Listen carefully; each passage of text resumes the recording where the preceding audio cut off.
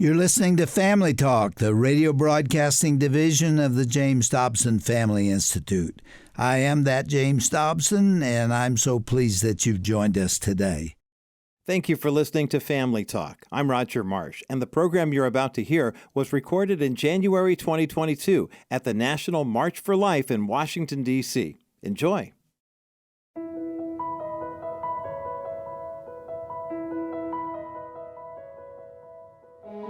Hello and welcome to Family Talk, the broadcast division of the Dr. James Dobson Family Institute. Dr. Tim Clinton here, president of the American Association of Christian Counselors and co-host of Family Talk. I'm coming to you from the annual March for Life in Washington, D.C. Every year, thousands of pro-life individuals come together at the National Mall in Washington to march for the lives of the preborn. This march started after the passing of Roe v. Wade on January 22nd, 1973, some 49 years ago. Now today on our broadcast, our guest knows firsthand the uncertainty and fear a woman experiences with an unexpected pregnancy and the feeling that she has no other option except abortion. Her name, Rebekah Hagan. She's a writer, advocate, and one of today's youngest speakers on the issues of teen pregnancy, abortion, and abortion pill reversal. She's also a Mission Advancement Officer for Heartbeat International. Rebekah was raised in a Christian home where abortion was never discussed. Her pro-life ministry, in fact, was unplanned and fueled by her firsthand experience. It's an amazing story. She became pregnant for the first time at 17 with her son Eli, and then again with a second child while in her first year of college. Feeling ashamed and fearing that she would lose her family and be forced to drop out of school, Rebekah thought raising two children by herself would be impossible. And just over 7 weeks pregnant, she began a medication abortion that changed her life. However, and more importantly, her story did not end there. Rebekah, welcome to Family Talk. Thank you for joining us. Thank you so much for having me, Tim. It's really just an honor and a privilege to be with you today. So excited to get an opportunity to sit down with you and talk about your story. Take us all the way back, Rebekah, to your childhood, growing up, your family, Christian home. What was it like? Yeah, my life, while it wasn't perfect, looking back, I didn't experience a whole lot of disadvantages. I mean, there was no abuse, no serious misfortune. I went to good schools. We lived in a middle-class family, great community in the Sacramento area of California. And I always tell people that even though I'm from California, my family was and is very normal. And we went to church, 3 or 4 times a week. We were Baptist, so there was Awanas and Bible study, and my dad was on the worship team. And again, not perfect, but certainly not who you would think would experience unplanned pregnancy and then twice. And again, not someone that you would think would choose abortion. But it just goes to show that no one is immune from these types of choices and decisions. 17 years of age and pregnant, that's a tough spot to be in. Yeah. A lot of people think, hey, it's just a part of life. No. When you're 17 and pregnant and you're facing a lot of challenges and issues, what was it like for you? I remember being 17 years old. I'm a senior in high school. I actually found out just a couple weeks before my senior year started, and it was terrifying and mortifying, and I felt like I was the only one who had to wear her sin. Like I was the only one who had to wear her sin around the halls, and the teachers would talk and the students would talk, and it felt horrible at the time. But thankfully, even though my family never talked about abortion, I considered myself kind of pro-life, hadn't really thought about what that meant. And honestly, at 17, even though it was hard, I kind of thought, I need to own up to my actions. I need to be responsible for this child that I created. And so even though I didn't grow up in a firmly pro-life home, and even though, yes, it was hard at school and you chose life. Elsewhere, yes, absolutely. And I'm so grateful that I did. And your son, Eli. Yes, I had my son, Eli. Go on to college, which probably was another tough decision. Yep. With a son. Yeah, exactly. Trying to figure out how to make life work, and you find yourself pregnant again. Yes. Must have been horrifying. It was terrifying. And this time there was no silver lining. You know, when I got pregnant the first time at 17, when the fear kind of wore off, I thought, how hard could this be? And then when I was pregnant the second time, and I'd already experienced parenthood and single parenthood, and their dad, the father of both my children, had just left. He was horribly abusive and, had different relationships going on. Now there was no silver lining. There was no, I can do this. There was no, I need to be responsible and raise this baby. And it was just a totally different experience from the first time I found out I was pregnant. Yeah. I think a lot of people don't understand the shame that goes with it. And Absolutely. It can really rip you apart, can't it? Oh, gosh, absolutely. And people are cruel. Rebekah, while you're pregnant, your mind starts racing. You're trying to figure out what to do. And in the midst of it, you make a decision that you want to end this pregnancy. Yeah. Take us back there. So, first of all, I think it's just important for people to know, kind of to set the scene for what that mindset is like of a girl in an unplanned crisis pregnancy. Living in my parents' home, couldn't even take a pregnancy test there. I go to a local grocery store bathroom, so I'm alone, I'm isolated, I'm not seeking wise counsel. Find out I'm pregnant, in this dirty public grocery bathroom stall. And again, I don't text my friend, I don't visit my pastor, I don't tell my parents before ever even leaving that bathroom. Decided to have an abortion. And I just thought, even as a Christian, because I'd never heard abortion talked about in the church, I thought, God's just going to have to forgive me on this one, because I'd rather face my heavenly father later than try to face my earthly father now, because one is forgiving and one's not. And God will forgive me, but my dad won't. And in a moment of panic, what abortion did was it pit me against my child. And it told me that only one of us was going to get out of the situation alive and successful. And I chose me, and I chose the baby I already had. And it seemed like a sacrificial choice. Walk us through the attempts Sure. to have the abortion. So I turned to my phone like so many of us do, not just young people, but young and old, right? Looking for an answer, type in abortion clinics near me, and found out that there were 8 within a 20-mile radius of my home in California, so it was everywhere. Found out about chemical abortion, which at the time, I'm young, 18, college freshman. It was marketed as safe. They tell you it's as simple as taking some Tylenol. They compare it to Tylenol, rather. They tell you just like you would take Tylenol to solve a problem headache, you can take the abortion pill to solve a problem pregnancy. And so I thought a chemical abortion would be perfect. It was easier to compartmentalize, it was cheaper, easier to hide, and that's what I chose. My first attempt ended in the clinic telling me I couldn't have the abortion that day.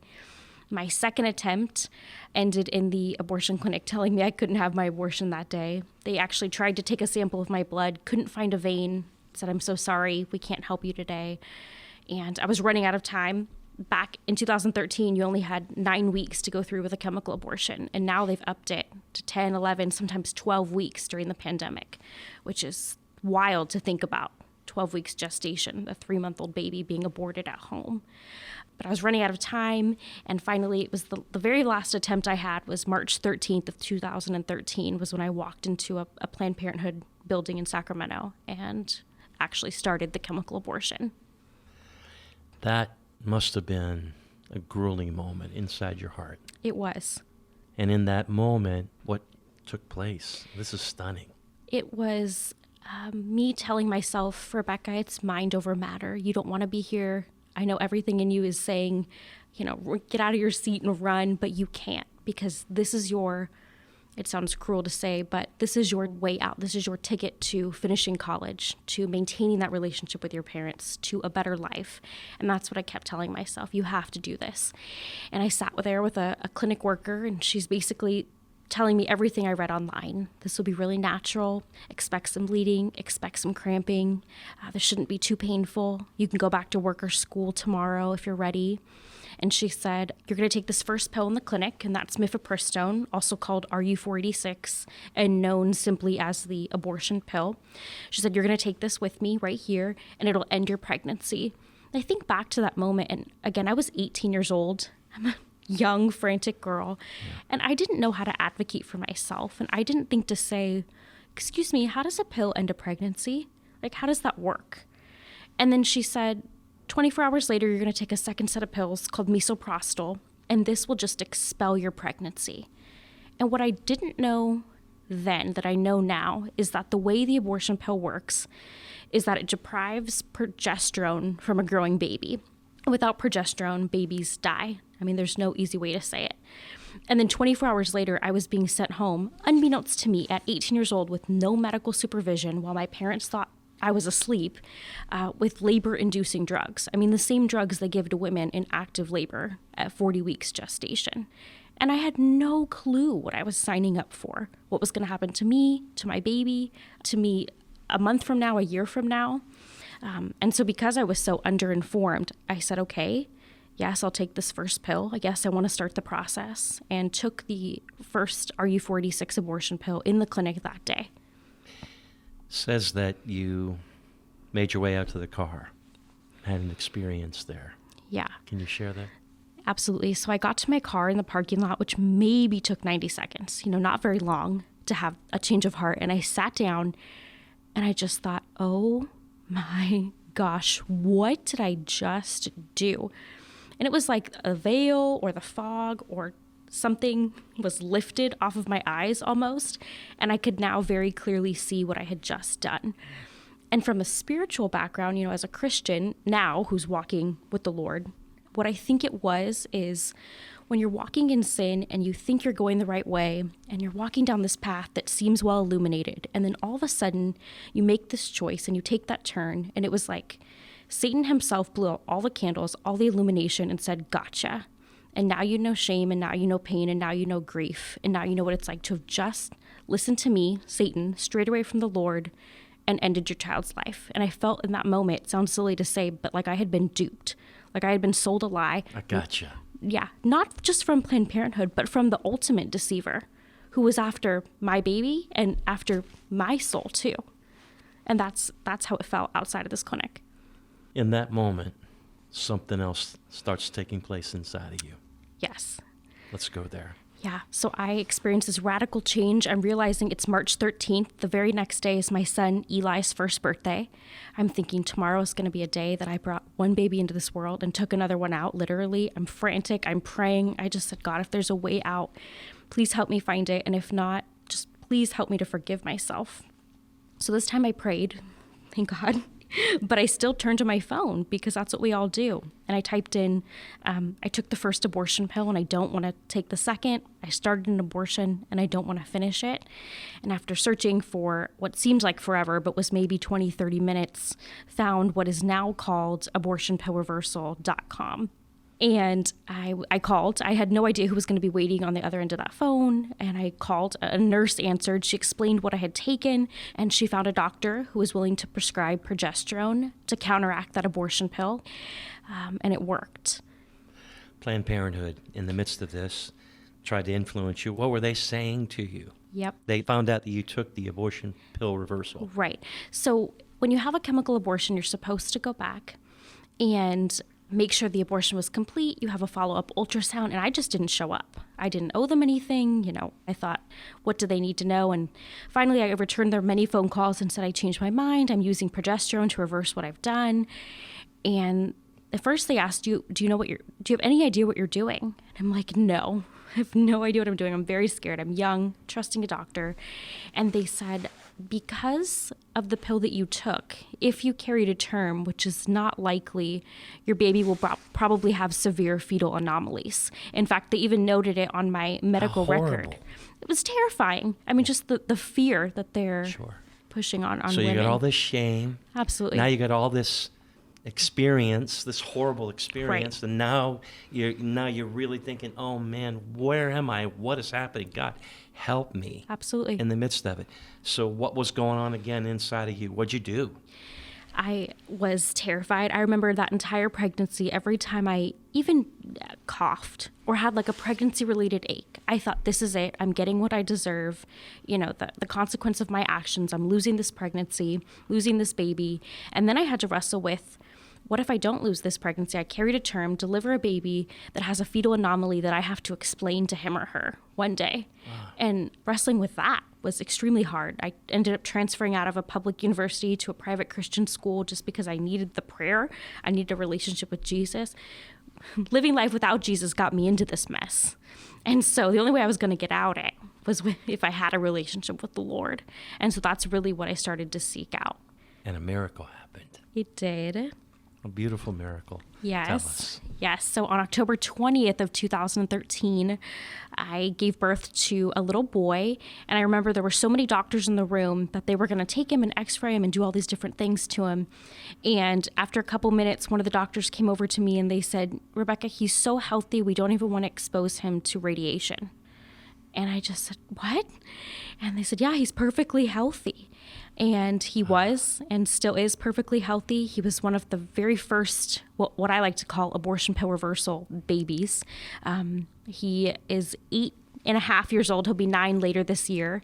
And his name is Zachariah, which is Hebrew, and it means the Lord remembers. Because looking back, even on everything that went wrong, during my plan to have this abortion, I now see God just saying, "Pause, Rebekah, I've got you. I have a plan. Trust in me." And he made a way even when I didn't think it was possible for Zach to be here. What a story, and what courage, and what beauty to see how God showed up. He did. It's all the Lord. Yeah. All him. How did your family reconcile all this? So it's funny. My dad found out, in my typical dad fashion, intercepted a voicemail from my doctor that was mistakenly left on my home phone. And he found out right away. He said, "Your doctor says you're pregnant again." And I said, "Well, Dad, that's not it. I tried to have an abortion and I changed my mind and we're trying to save this baby." And he immediately went from being angry to shocked and scared for the baby. And then deeply, deeply saddened by the fact that he never meant when he said, "I'm going to kick you out if you get pregnant again." He never intended for that to send me to an abortion clinic. Wow. He thought it would prevent me from, another unplanned pregnancy. Yeah.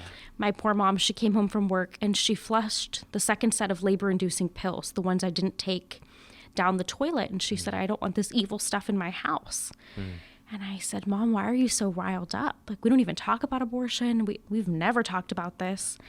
And she said, "When I was a teenager, Grandma took me to have 3 abortions." And it was then that I realized that that's why my family didn't talk about this subject. Wow. And the good news is she's found so much healing through this and has gone through after abortion care and received counseling because of this experience. Yeah. Let's talk about families who may be in the middle of the situation right now. There might be someone listening right now, the volume's up and there's tears flowing and they're thinking, what am I going to do? Maybe it's a girl. What do you say to her? I think no matter what situation you're in, there is hope for you. And my life, my children, the husband I have now, the ministry I'm working in, is proof that there was a whole life waiting on the other side of my yes to God. Yeah. And so stop what you're doing. I'm just speaking to whoever's listening. Stop what you're doing and say yes to him because his plan for your life is so much better. And so if you're considering abortion, stop what you're doing and say yes to God. If you've already started an abortion, stop what you're doing and say yes to God. And if abortion is in your past and you've never experienced true healing, I would say that there's hope and redemption for you too. Yeah. He forgives. He does. He does. Speak to families too. That shame piece. Everybody starts running and scattering and they hide and they're confused, and that's all part of it. Yeah. But what do you say to parents out there about having conversations with their kids? Just as a part of the parenting process, let's talk about these issues. Yeah. Let's have this. Let me make sure honey, I want you to come to me. Yeah. It may not make me happy in my heart, but please come to Dad. Please come to Mom. It's so important. And even on a very minor level, my oldest children, they're 8 and 9, I'm already planting that seed that no matter what you do, you always come and tell me. Just so that they know as they grow, we all make mistakes. And teenagers especially, with their underformed brains. make mistakes, right? Some are more reckless than others. But I want them to always know, no matter how minor or major that mistake is, they can always come to me. And that a baby, while it was created perhaps in sin, is not a sin. Not the baby's fault. Right. Let's take this a little bit further, I think, with moms and dads and the kind of conversations you think they do need to have, openly with their children. Yeah. What do you think they should say to them about abortion? Again, I think it starts early. It starts with telling children that life in the womb is created in the image of God, and that no matter how that baby was conceived, no matter if they were born abled or disabled, they still have value. And I hear a lot of people talk about quality of life, right? And I heard someone say best that quality of life can be defined as what you do for the world. But then I hear sanctity of life, and I hear it less talked about. And that's not what you do for the world, but who you were made in the image of. And of course, that would be our ultimate creator, Lord. And I think that needs to be talked about in homes more, because we have children, even Christian children, talking about, well, what will their quality of life be like? And that's not really the point. The point is that every human life has value. And I think that has to be a subject talked about in children from a very young age. I had my children out here marching today, 8 and 9 years old. They don't know really what abortion is. They don't really know that moms, end pregnancies, but they know that moms get scared, that moms need help, and that they've seen their younger siblings in ultrasound, and that they know, of course, they're human. So this is a conversation that can happen. Because you never know. Absolutely. If the situation can happen. Right. And they find themselves in a very dark moment, and they don't know what to do, all alone and scared. Right. They say that young women typically make a decision in a 24-hour window. Yes. Boy, the church. You think of all the crisis pregnancy counselors and more coaches who are out there on the front line. Yay, God. We need to build an army of people to step up into those moments, because that's a dark, difficult moment to be in. Absolutely. Let's close this way. I find it really fascinating, the abortion reversal pill and what God's doing in and through that. Any other thoughts related to that? Yes, it's incredible. I think it's an ultimate reminder that what the enemy means for evil, God can restore and redeem and use for his glory. And I think abortion pill reversal is just that. It took something evil, like the abortion pill, and turned it into something redemptive through abortion pill reversal. And excitingly, I get to tell you that just recently, January 22, abortion pill reversal surpassed the 3,000 milestone. So over 3,000 babies have been saved from abortion pill reversal, which is incredible. But it also means that over 3,000 moms got what I like to call a second chance at choice. Mm-hmm. And they are so grateful. I am so grateful. So that's just some exciting news I get to share from you. You have been so brave to come on and share your story. So moving and delightful to see the heart of the Lord in you and what he's doing in and through your life. We're going to pray for you and ask God to continue to raise up your voice for such a time as this. If people want to learn more about you and what you're doing and just want to pray for you, where can they go to learn more? That's an awesome question. I so appreciate that. They could always go to my website. It's RebekahHagan.org. And then, of course, I am with Heartbeat International, so that's another great way to reach me.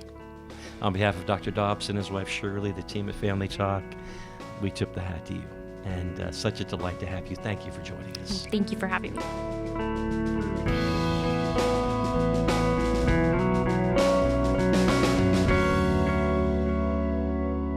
What an honest, emotional, brave testimonial from Rebekah Hagan of Heartbeat International today here on Family Talk. Boy, talk about second chances. And so relatable for so many women with the increase in medical abortions, mail-order pills, and abortion on demand. As you just heard, Rebekah took the first pill, the progesterone blocker, for a medical abortion. But after taking that first of 2 pills, she immediately had regrets. Thank God she was able to save her baby with the abortion pill reversal antidote. And I'm happy to say her boy Zachariah remains healthy and very much alive and thriving today. If you are pregnant and confused or in crisis, or perhaps you know someone who is, there is help.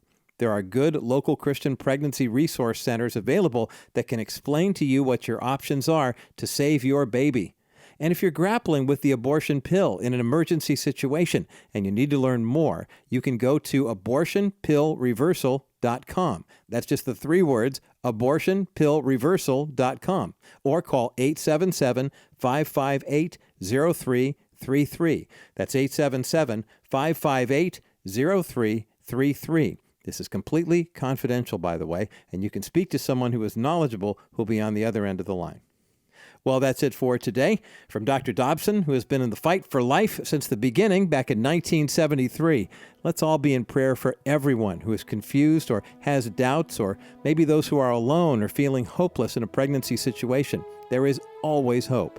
Our Lord and Almighty Savior forgives us our sins, and He loves you. He loves me. He loves each of us, even in our sinful, broken state.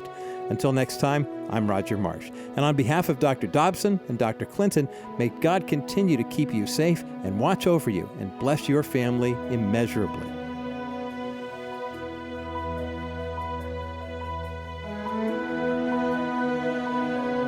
This has been a presentation of the Dr. James Dobson Family Institute.